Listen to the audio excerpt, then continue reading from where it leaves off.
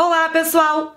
Meu nome é Soraya Quirino, eu sou professora de inglês especialista em IELTS. Sejam bem-vindos de volta ao meu canal. No vídeo de hoje, eu vou explicar a diferença entre os verbos to raise e to rise. Se você vai fazer o módulo acadêmico do IELTS, você provavelmente já ficou em dúvida sobre qual desses dois verbos utilizar para falar sobre as tendências em gráficos e tabelas. Antes de mais nada, eu gostaria de explicar que os verbos to raise e to rise têm um significado parecido e eles significam algo como subir, aumentar e levantar. Além disso, preste bastante atenção à pronúncia desses dois verbos. Não é raise, como eu ouço muita gente dizendo por aí, é raise, to raise. E o verbo to rise tem esse sonzinho de z, não é to rise. Rise é arroz. Então, to raise, to rise. Mas, apesar desses dois verbos terem o mesmo significado, há uma diferença crucial entre eles. O verbo to raise é um verbo transitivo e ele precisa de um objeto.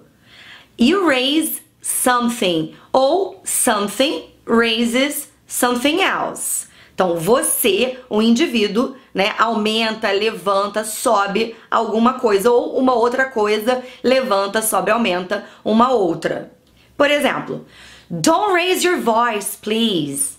Não aumente a sua voz. A voz não está aumentando por conta própria, é você que está aumentando ela. My favorite restaurant has raised its prices again. O meu restaurante favorito aumentou os preços novamente.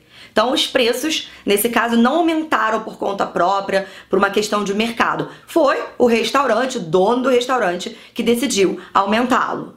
Eu queria chamar a sua atenção para o fato de que o verbo to raise é um verbo regular quando conjugado no passado. E tanto no simple past quanto no past participle, ele fica assim, raised, raised. Já o verbo to rise é um verbo intransitivo que não deve ser acompanhado de um objeto. Ou seja, alguma coisa se eleva, aumenta, cresce por conta própria. Rents have risen sharply this year. Os aluguéis aumentaram consideravelmente este ano. Isso é uma questão de força do mercado, né? Os aluguéis aumentaram por conta própria. A gente não tem como dizer que alguém especificamente foi lá e aumentou o preço dos aluguéis. O verbo to rise é um verbo irregular no passado.